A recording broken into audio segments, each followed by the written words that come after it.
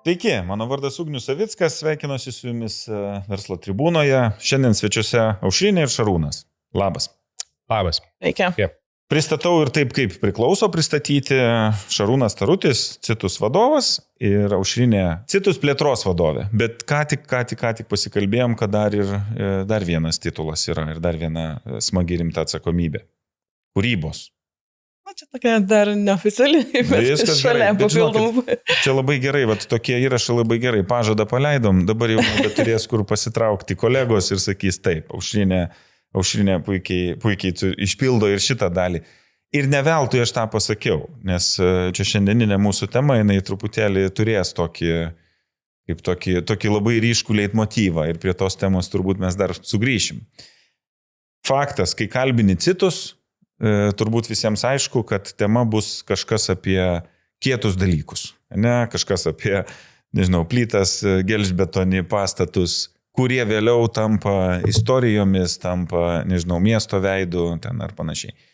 Ir kažkodėl taip ruošdamasis ir galvodamas apie mūsų pokalbį, viena vertus aš nesu aktyvus tos rinkos dalyvis, bet taip, kaip vartotojas, matau tą triukšmą arba tą rinkos komunikaciją ir taip atrodo, kur dar čia telpa.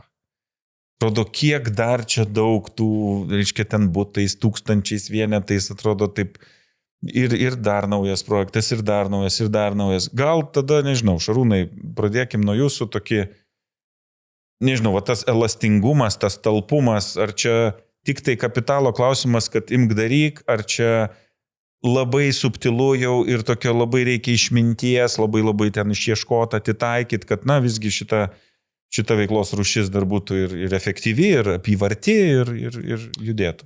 Okay. Tai pirmiausia, pradėkim nuo to, kad, vis tiek turi būti kažkokie makroekonominiai, demografiniai parametrai, kad iš viso norėtum eiti į šitą veiklos rūšį, kaip mes sakom, ar ne?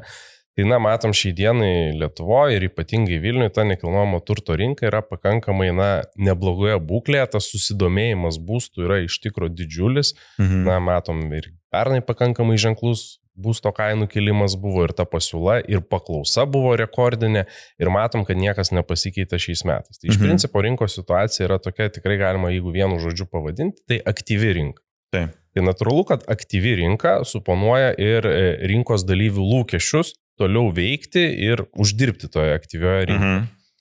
Kuomet yra kuo daugiau dalyvių atsiranda šitoje rinkoje, natūralu, kad pradedi konkuruoti produktų.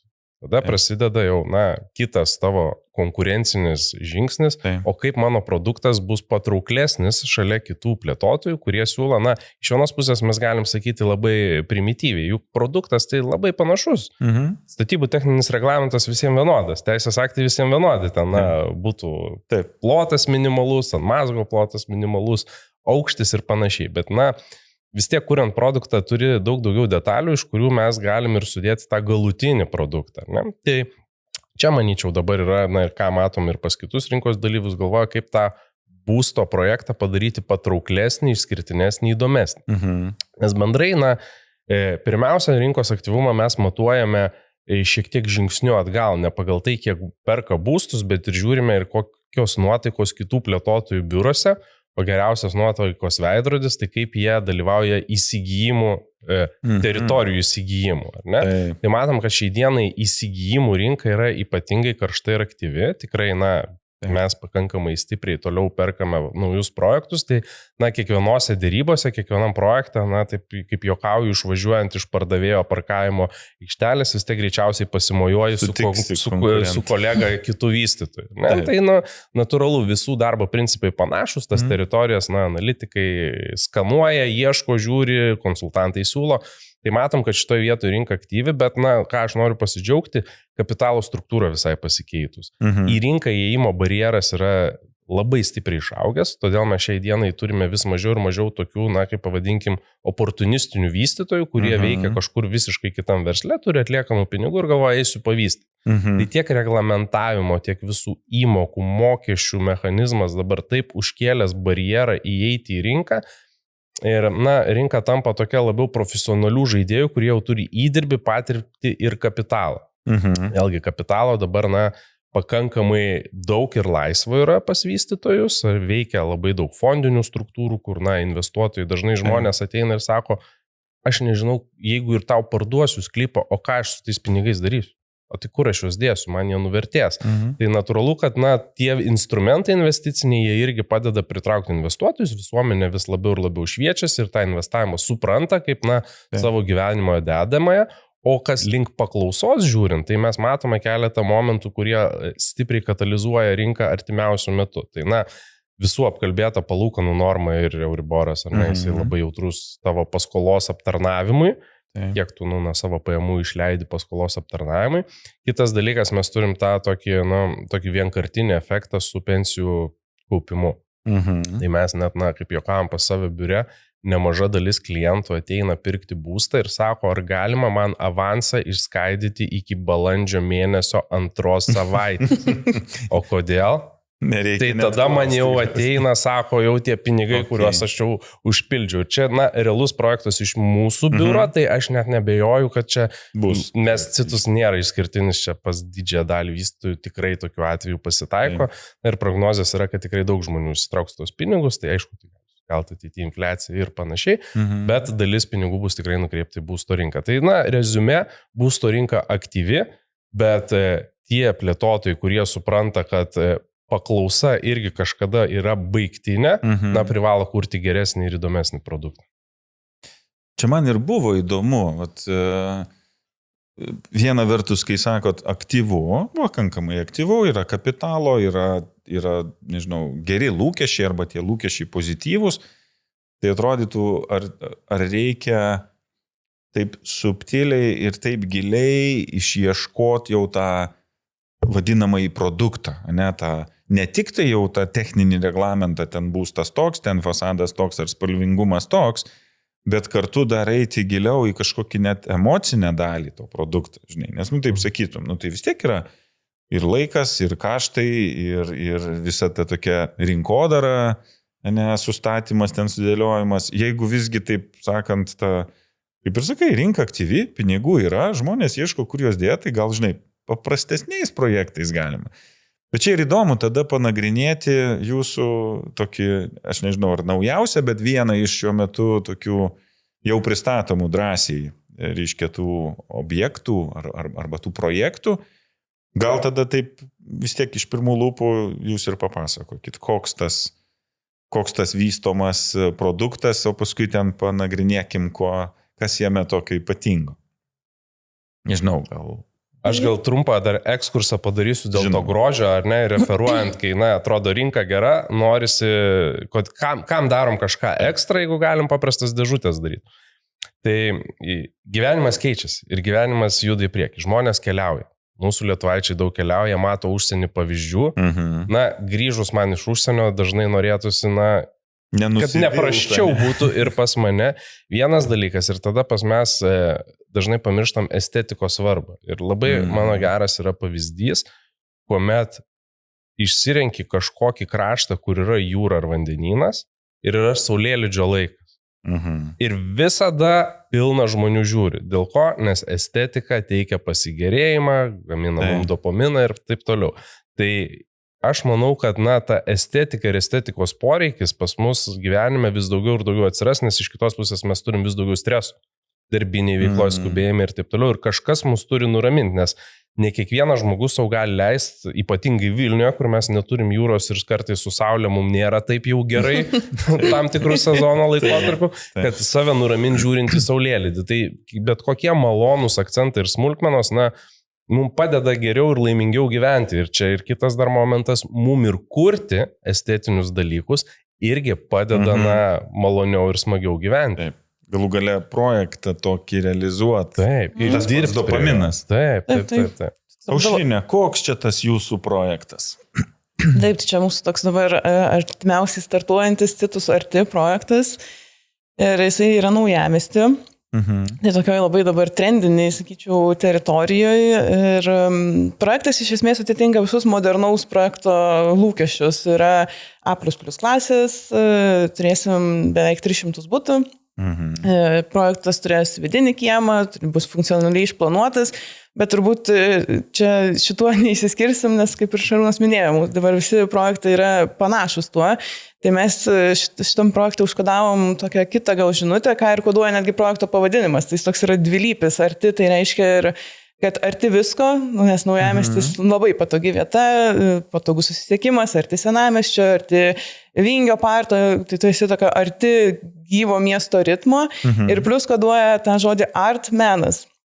Tai į šį projektą ir bandėm įdėti daug tokių meno kūrinių, kad iš esmės gyventojas jaustųsi kaip savo tokioj privačioje meno galerijoje, nes ir va tą turėtų tokį apdovanojimo jausmą kiekvieną dieną, kuris jam mažintų, kaip ir Šarūnas sakė, stresą, suteiktų laimės jausmą. Apie tai projektas.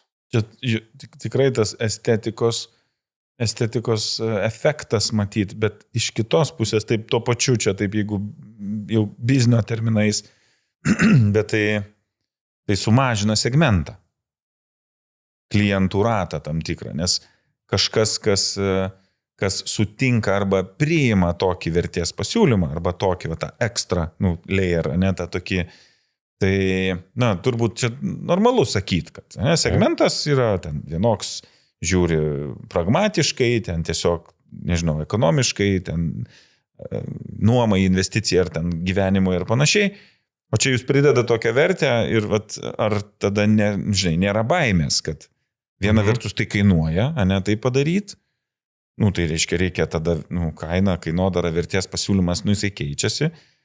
Tai ar taip mėginot pasakyti, kad šitas pasiūlymas, jis truputėlį formuos gal kitokį netgi vartotoją, kitokį klientą, kitokią ten, nežinau, net bendruomenę. Nėra tokios, čia šiuo atveju norisi pasakyti, rizikos. Nes eiti su universalesniu saugiau. Taip, bet kažkaip mes turbūt mąstom, kad būtent ta meno tema turbūt šiuolaikiniam miestiečiui, Vilniečiui, turbūt daugeliu būtų aktuali. Ir dabar jau žmogus yra išsilavinęs, mūsų klientas yra labai išsilavinęs. Jis jau skiria, kas yra ta higiena, kas turi būti projekte ir kas yra ekstra. Tai man atrodo, kad čia labai stipri pridėtinė vertė bet kuriam mūsų pirkėjui. Nes tikrai dabar žmogus kreipia dėmesį ne tik į funkcionalumą, kas yra ta higiena, bet ir į estetiką. Tikrai žmogus dabar jau supranta ir mato ir gilinas ir man atrodo, kad čia svarbu kiekvienam šitas momentas. Aš dar galiu papildyti šiek tiek iš tos verslo visos rizikos pusės. Tai pirmas dalykas vis tiek nekilnojamo turto versle tavo pagrindinis arbitras yra rinkos kaina.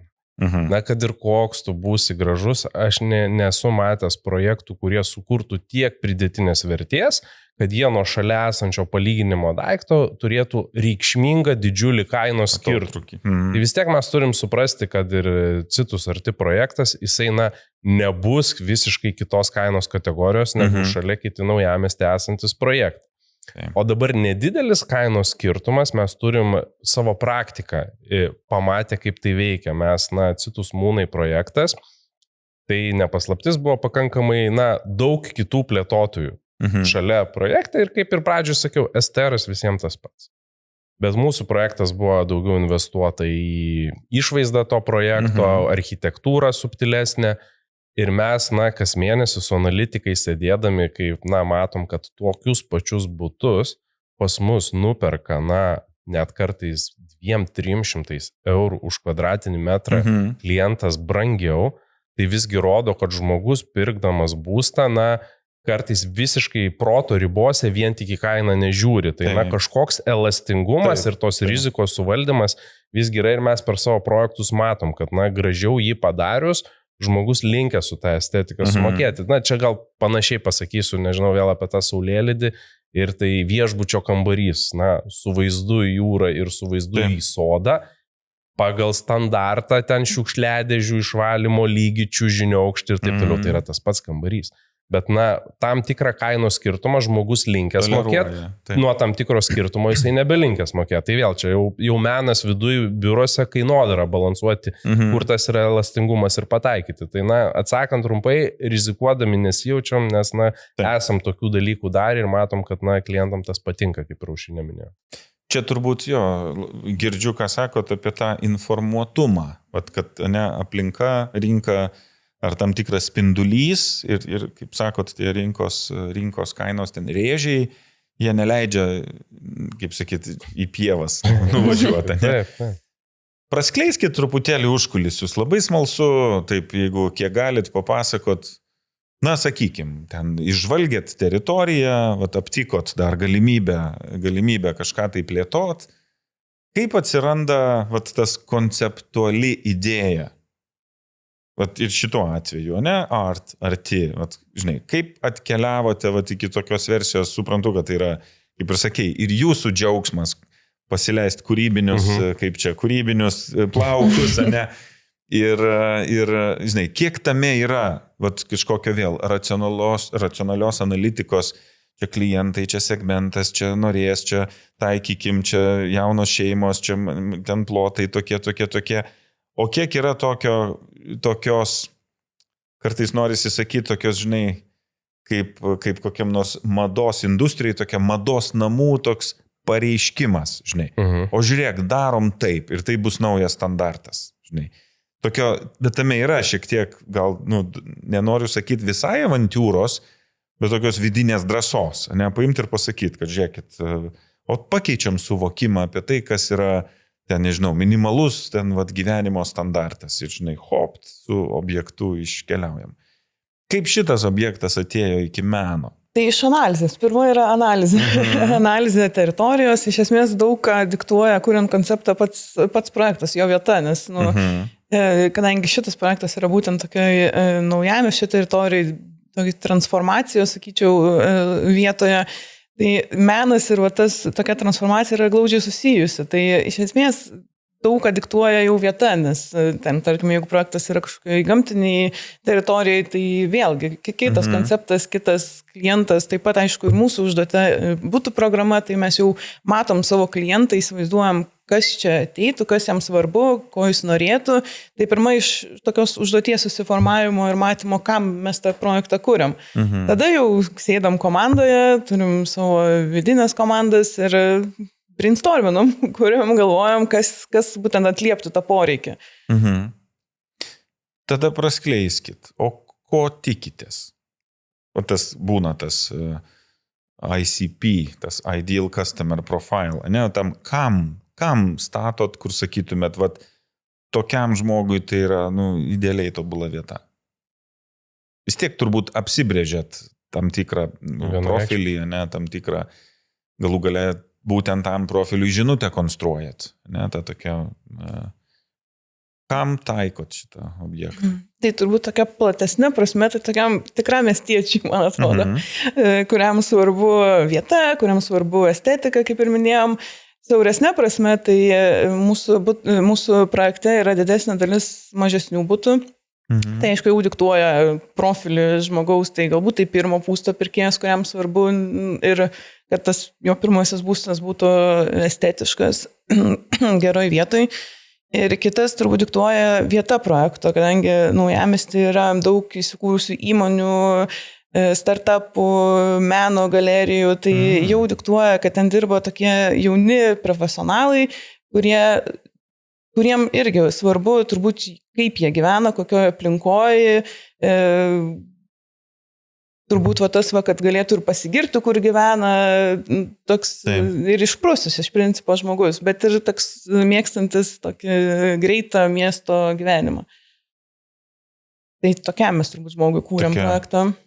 Tokie iš tiesų, čia klausantis jūsų, taip girdisi, kad, iš tiesų atrodytų viena vertus iš vystytojo pusės, sakytum, pastatėm, techniškai, pastatėm namą, ten tiek ir tiek būtų, ten apsigyvena žmonės, ten kūrė savo gyvenimus ar panašiai, bet tas, kaip ten norėtųsi sakyti, toks beyond building, daugiau negu pastatas, jau tai tampa ir tapatybės dalimi, nes tai yra mano tapatybės dalis, kur aš pasakau, kad gyvenu. Ir tada man čia tokia labai didelė atsakomybė, nepadaryti tokio keisto objekto, kur gyveni, kažką, žinai, norėtųsi, kad didžiuotųsi. Ir tada gal tuo pačiu ir klausimas, čia kur sakot, pati teritorija padiktuoja ten perspektyvą arba tam tikrą užuominą.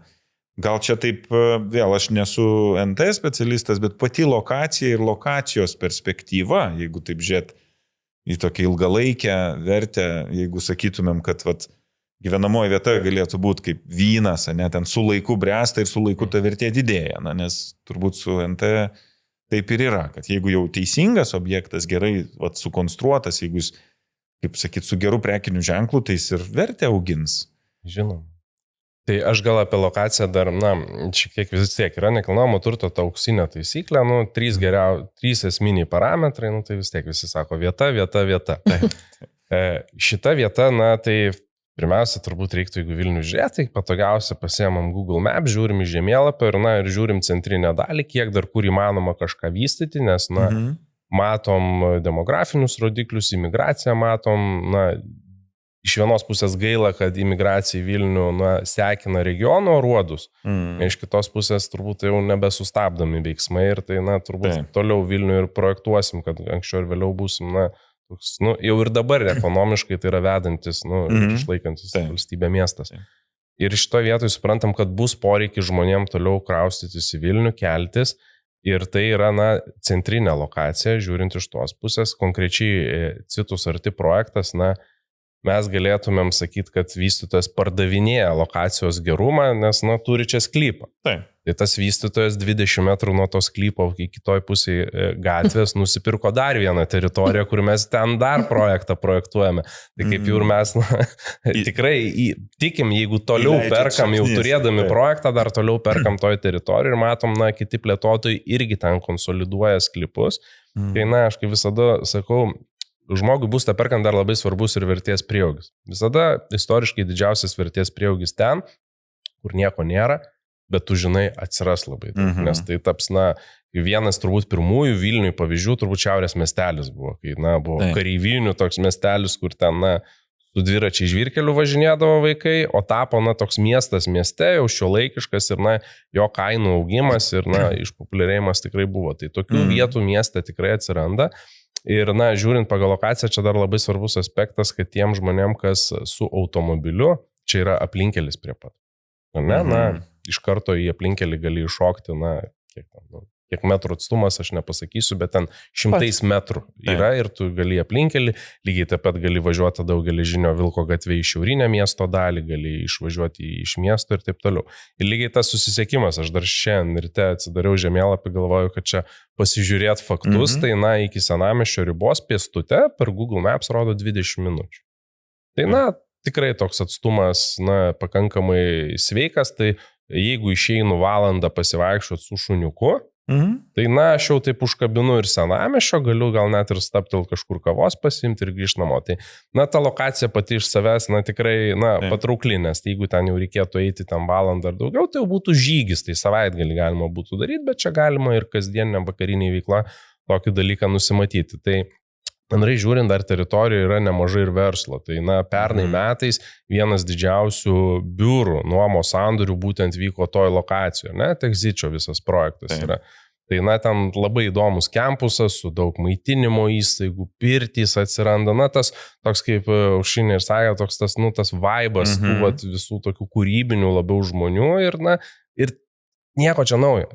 Užsienį jau tas seniai yra Berlyną, paimkim Skandinaviją, tai mes lietuviai nieko nekiti, tai mes jaučiam, kad šitas trendas ateina ir šitas rajonas, tikrai bus patrauklus šitoje vietoje, dėl to ir patys dar perkam čia teritorijos toliau.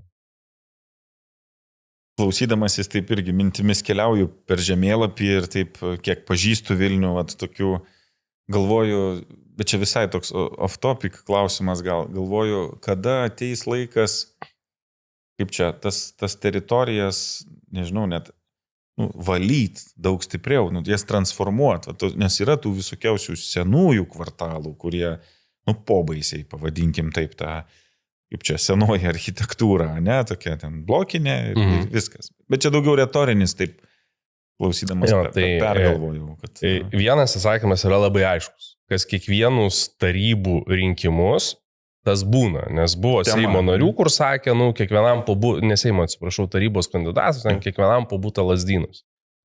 Tai čia yra tokios fantasmagorijos, kur nugriaukim daugiabutį, ir pasistatykim naujo daugiabutį. Tai toks. Mes patys suprantam, kad tas neįmanoma. Yra kita tema, kuri labai jautri mano galva būtent šitiems seniesiams rajonams, tai yra neduoti leisti biurokratijai padaryti iš jų getų.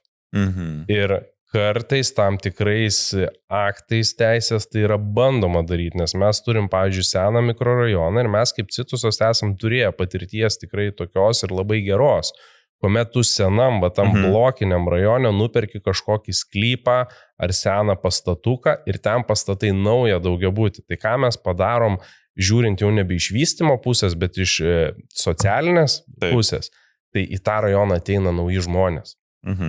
Nes tada, aš bijau, kad nebūtų taip, kad ten, kur blokiniai, tai lieka pensininkai ir studentai, kurie iš pensininkų kambarius nuomojasi ir jų esminis tikslas ištrūkti iš to rajono, o kiti rajonai yra naujos statybos. Tai mes turim, tai yra gatvių tinklas, stotelių tinklas, tai yra išvystyta infrastruktūra ir mes turim galvoti, kaip, įpūsti tą gyvybę su kažkur leisti vystytojams pastatyti dar vieną daugiabutį.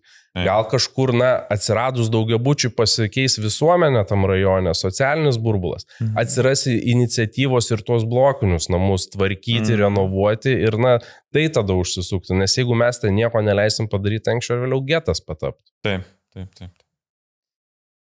Dar viena tema, visiškai taip asmeniniam lygiai, teko čia trumpoji kelioniai pabūt, labai dažnai, jeigu ten su šeima keliaujam, tai tokio renkamės ten kokį nors butą, irgi patirt gyvenimą, patirt miestą ir jau kelintą kartą taip užtaikom į tokius pastatus, kur taip keliesi, ar ten liftu, ar ten eini laiptinė ir toks yra jausmas, kad visas pastatas iš esmės yra tiem turistiniai nuomai, nes pagal raktų šitas dėžutės, žinai, matai, čia dėžutė, čia vos ne prie kiekvieno buto.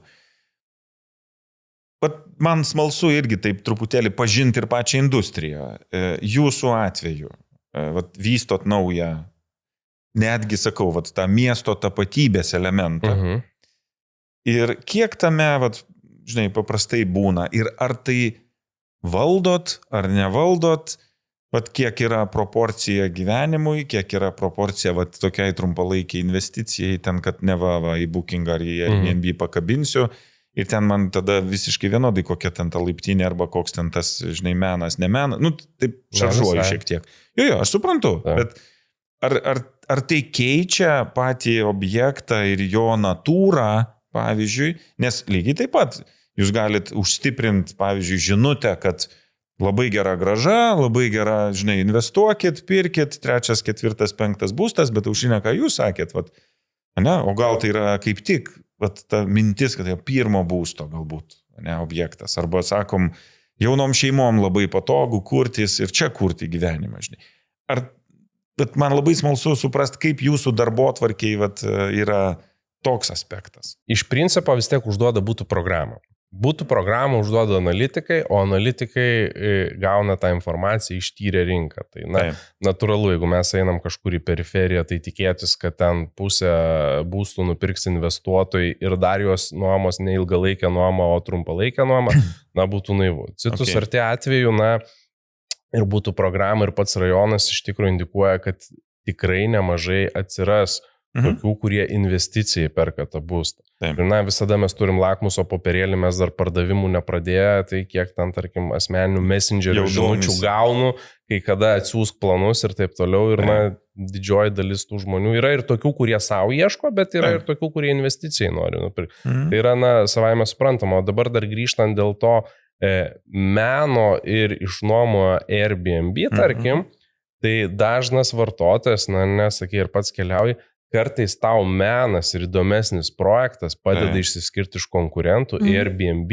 Ir asmeniškai aš, kai keliauju ir ieškau Airbnb variantų, ieškai kažko įdomiau ir aš su kažkuo diskutavau, kad tarkim, aš neatsimenu, kada gyvenau Airbnb didmiestį iš serijos Rotušės aikštėje. Dažniausiai tu žiūri Central Location, kažkas susisiekimu yra neblogai, gal net yra kur vietos parkavimo vietą mašiną pasistatyti ir panašiai. Ir žiūri, kad tas walkable distance būtų, kažkur į tą pusę. Neatsimenu, gal čia tiesiog mano tokia preferencija, kad pačiam ten centrinės katedros aikštėje būtinai būtų tas Airbnb būtas. O čia dar tas Airbnb tau leistų turėti naują statybą, nes kartais nesinori ten į tuos senus vamzdynus lysti ir taip toliau. Bendrai žiūrint Citus RT, aš manau, kad jisai pakankamai bus unikalus ir turės ir patrauklumą trumpalaikiai nuomai, manau, kas yra irgi labai svarbu, nes trumpalaikė nuoma, graža protingai dirbant tikrai didesnė negu ilgalaikės nuomos ir turim čia pavyzdžių, kur net pilaitai žmonės iš trumpalaikės nuomos, kosminius rezultatus rodo, tik reikia mokėti valdyti, parduoti tą būstą ir taip toliau.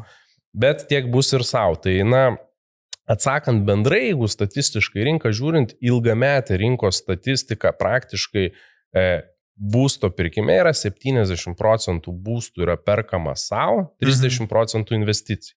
Tai čia tokia generinė rinkos statistika, kurią bet kuris vystytojas pasakys ir analitikai nekilnojamo turto ją irgi komunikuoja. Ir pas kiekvieną projektą skirtingai, pas mus, kur projektas arčiau centro, procentas gali kilti. Ten, kur šiek tiek toliau, procentas mažėti. Bet bendrai visą susumavus, ta proporcija bus visoje rinkoje. Irgi toks asmeninis smalsumas pagavo, o 300 būtų. Aš suprantu, kad jūs turite daug projektų ir įvairių, bet taip žiūrint, rinkos požiūrių, 300 būtų čia didelis objektas, ar čia yra toks average, lengvas, pakankamai nesunkiai prognozuojama, per kiek laiko pastatysit, per kiek laiko parduosit ir toks, tai pasidarė smalsu, ar čia iš tiesų jau taip įtempė traumenis ir sakot, čia reikės. Ir didesnis šiek tiek yra, nes vien jau, kad mes turėsim 2 etapus, tai jau tai diktuoja šiek tiek ir statybos sudėtingumą, ir laiką, projekto terminą bendrą, tai jis yra jau šiek tiek didesnis, toks nemažas. Aišku, ne didžiausias turbūt rinkoje, bet nemažas. Paminėjo 2 etapus, o kaip tie etapai, aš pamenu vaikystę savo, nes gyvenom tuometiniais ten tuose blokiniuose, kai dar miestas vystėsi, ten Kaunas, aš kadangi esu iš Kauno, tai Kaunas plėtėsi labai, mes pakrašty gyvenom, tai ten nežinau, kiek dalis vaikystės tai statybose, nes ten, tais laikais statyba buvo irgi. Bet greitai būdavo. Tokia ten operatyviai, bet iš kitos pusės tokia, murzina ir ten aplinkui viskas išrausta. Vaikams tai buvo pats tas rojus, ten. Bet lygiai taip pat aš taip galvoju tą objektą, kad viena vertus neerzinti pirmo etapo jau gyventojų, kad kartu padaryti. Kaip etapuosite šitą? Tai kaip ir minėjau, bus 2 etapai, tai aišku, mes kaip skeldami tą projektą etapus, tai galvojam, kaip gyventojas ten jausis ir kaip kad jam būtų patogus, kad jis turėtų jau pirmame etape patogį važiavimą į parkingą, aikšteles kieme, vaikų žaidimą aikštelės sporto, iš esmės tengiamės taip padalinti, kad ir klientui būtų gerai ir mums būtų statyti patogu pakankamai. Tai mes pradėsim turbūt nuo galinės tos sklypo dalies.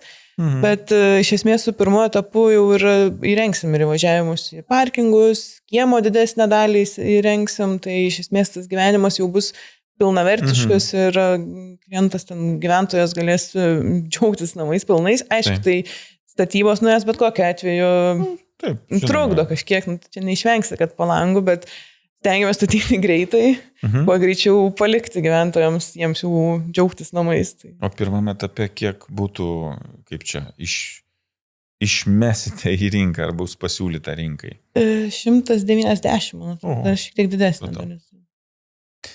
Aušrinė, pasukim dabar link to arti, link to meno ir čia link tas truputėlį tas anonsas ir mūsų pokalbio pradžioje apie tą kūrybinę dalį.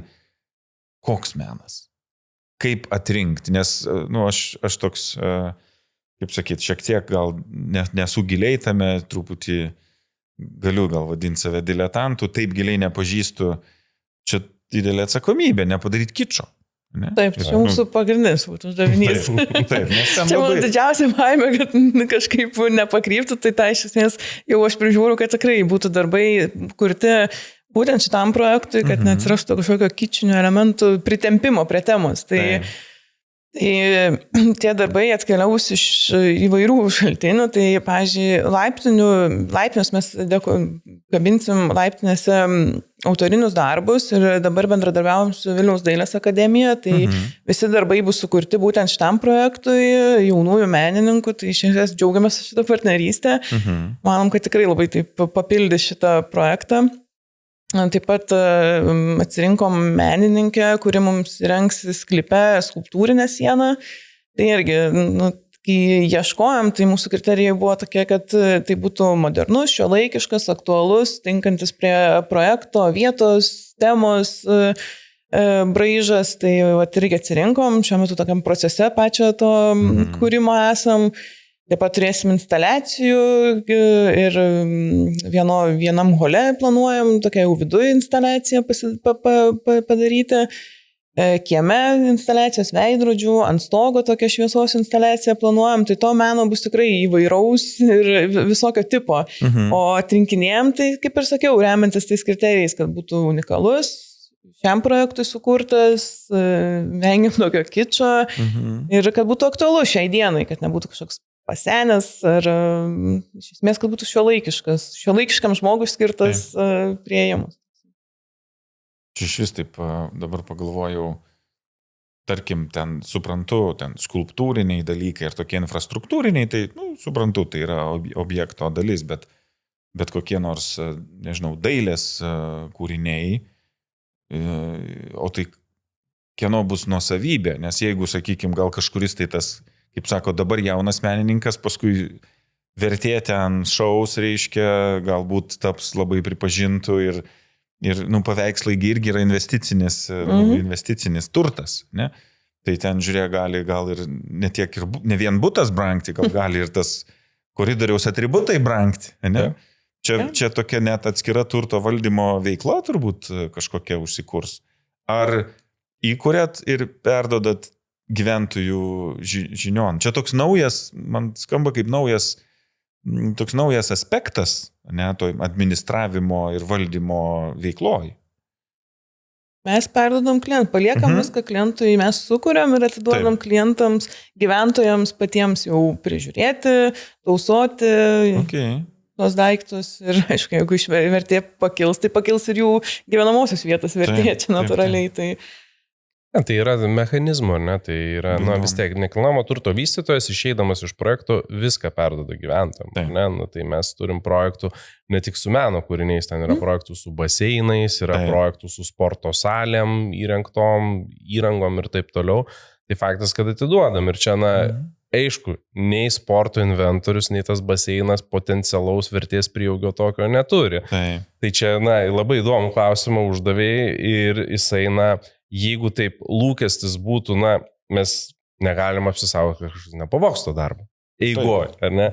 Bet, jis pavoktas gal irgi ten juodojo rinkoje kitokia vertė, bet jeigu taip žiūrint jau, tobuluoju scenarijum, bendryje turinti tą paveikslą, kažkuriuo metu, gal taip čia, mes čia jau visiškai long shot yra, už tą paveikslo pardavimą kažkokiam muziejui kiekvienas bendrijos narys nusipirks po būstą prie jūros. Gali ir tai būti. Bet čia iš tiesų taip įdomu net ir paprojektuoti. Taip, nes yra pavyzdžių, kuomet mes, kadangi Druskinkose daug darom su Čiurlioniu, ten tekia jo nemažai kūrybą domėtis, tai ten jisai savo laikų dovanojo savo darbų eskizų, ypač Peterburgė kol kūrė, tai ten jie toj antriniai rinkoje vadinamai, tai ten pasakiški pinigai, ten Čiurlionio Reks turbūt net nenustatoma kaina, bet ten jau 100 milijonų turbūt bus. Taip, ir čia netgi, plėtojant, čia toks, kaip ir pokalbio pradžioj sakiau, net tam tikro drąsa kažkokį naują standartą pasiūlyti, nes tada ir būsto administratoriui kompetencijos iššūkis, ne? Suvokt meną, jį valdyti, ne? Atrodytų, gerai, 300 būtų, tai bus kelios ar keliolika laiptinių, kuriuose bus, tai tų darbų ten bus, irgi solidus kiekis, ne? Ir tada suprasti, galbūt kažkada pakeisti, gal kažkada atnaujinti, nes tai kaip turto klasė valdyti, ne? Ir čia toks naujas žanras, ne? Kur, sakytum, gali būti, būsto administratorius, kuris puikiai supranta infrastruktūrą, ten aplinką, sniegą, nežinau, varveklius ar ten kažką, bet šalia atsiras būsto administratorius, kuris supranta ir, pavyzdžiui, meną. Ne? Ačiū Dievui, turim būsto administravimo verslą savo grupėje ir savo ofisą. Tai Aušriniai bus nesunku nueiti pas mūsų būsto administravimo įmonės direktorių ir pasakyti, kad va šitus darbus reikia nuvalyti, reikia prižiūrėti. Na ir čia iš tiesų, čia matyt lygiai taip pat tam tikras, kaip sakytas, toks pradinis sumanimas, ne, objekto, jisai vat, atrodytų tik tai pirma mintis, vat, papuoškim arba, nu, vat, žinai, paieškokim išskirtinumo. Bet štai kaip gali vėliau rutuliotis į tokį labai stiprų išskirtinumą, nu, labai ilgai distancijai. Nu, kaip ir sakai, gal po 30 metų kažkuris iš paveikslų garantuos tau iš vis antrą būstą. Žinai, kur niekad negalėjai pagalvoti. Bet čia vat, išmintingai valdant, kaip ir bet kokį kitą turtą, žiūrėk, gali tikriausiai dar papildomos vertės sukurti. Žiūrėkit, čia mes net pabrainstorminom. Čia tada aš jau kaip būsto pirkėjas irgi tada protingai elgdamasis irgi gal investuočiau kartu su savo bendrėjai to menininko veiklą. Būtent. Nes mano paveikslas pabrangs tiek, kiek menininkas išgarsės. Taip. Ne, nu, kiek jo pavyks. Taip, vienareikšmiškai. Na, čia ir simbiozė tokia gali atsidarti. Ir gal noras paremti ir meną, lankytis parodose, pirkti jų darbus ir taip toliau. Taip. Na, iš tiesų vertę kuria paklausa, žinomumas, matomumas, tai čia gali... Žiūrėkit, kaip čia dar labiau, man atrodo, pagilinam čia tokią rinkodarinį išskirtinumą. Aišku, aš turbūt galvoju, kad toks klausimas nuspėjamas labai, tiksliau, atsakymas labai nuspėjamas, bet negaliu nepaklausti. Dažnai, reiškia, su verslais, su kuriais darbuojuosi, irgi būna klausiu, ar vartojate savo produktą, žinai. Tai toks naglas klausimas. Tai ar ketinate įsigyti po būstą šitame objekte? Šitame turbūt ne, bet aš jau turiu citus kūrinį į savo krepšelį. Tai... Aš nekėjom šiek tiek, kad net ir gyvenate citus objekte. Aš tai turiu tokią kitokią situaciją, nes mes tų projektų turim eilę, tų galimybių kiekvienam projekte, kas metus po vieną būstą, ten po 15 irgi neišeina, tai tada gali komanda po to irgi, kreivai žiūrėti, kodėl pas jį pirkai, pas jį nepirkai, ar ne? Tai toks juokas juokais, tai jeigu atvirai dar net ir 100% kainodara nėra patvirtinta, dar, irgi yra preliminari kainodara, kuri dar, prieš startuojant jau oficialiai pardavimam bus peržiūrėta. Taip yra tikrai patrauklių būtų ir ypatingai investicijai. Tikrai, tai yra svarstytinas dalykas. Ir esminis dar dalykas, ką ir kiti žmonės, kurie svarstytų investuoti, kokią žinutę aš nešu, kas gal ir nėra labai su atsakingu skolinimus ir investavimu, tai kuomet iš nekilnojamo turto plėtotojo tu prieš projekto pradžią rezervuoji savo patinkantį butą, tu išleidi labai nedaug pinigų avansiniai įmokai, bet tu fiksuoji būsto kainą ir tu nuo tos dienos uždirbinėjai būsto vertės prieaugį, nes realiai tai tas butas, man į rankas ir mano pinigėlių jau tų pilnų, ar mano kredito, ar mano santaupų pareikalaus, dažniausiai po ten kokių 15-16 mėnesių. Tai vat per tą laiką, kol rinka auks, čia aišku, čia statymas ant augančios rinkos, bet fundamentalus įrodmenys rodo, kad panašu, kad ta rinka auks toliau ir auks pakankamai greitai. Tai čia tokia puikia proga uždirbti iš vertės prieaugio projekto pradžioje, nes kitose projektuose nupirkau ir dedu pinigus jau kažkas kitas gal uždirbo per tuos pusantrų metų. Jau galima rezervuoti? Ar nuo kada bus galima rezervuoti? Balandį. Dabar suklus visi investuojantys klausytojai, pasižymės kalendoriui. Citus arti. Ačiū labai, labai smagu truputėlį taip praskleisti tos industrijos specifiką, net smalsu bus, kaip čia sako, tas lietuviškai pagooglint, paieškoti, pažiūrėti, truputėlį taip panagrinėti tai, ką sakot, bet labai girdžiu argumentus. Tai iš tiesų ačiū už laiką, žaibiškai prabėgo, man buvo įdomu, aš tikiuosi, kad ir klausytojams buvo įdomu išgirsti dar naują citus parašą miesto istorijoje, netgi miesto veide, tai citus arti. Ačiū Aušrinė, ačiū Šarūnai, o matyt klausytojams, kurie norės pamatyti arba norės balandį pasibelst, tai kontaktus galima rasti gana nesunkiai. Tai su manim buvo Aušrinė Sinkevičienė, Citus plėtros vadovė ir Šarūnas Tarutis, Citus vadovas. Ačiū ir, nežinau, ne lietuviškai, bet laikau tos fingers crossed už jūsų projektą sėkmę. Dėkui. Ačiū. Susitikime kitose Verslo tribūnos pokalbėse.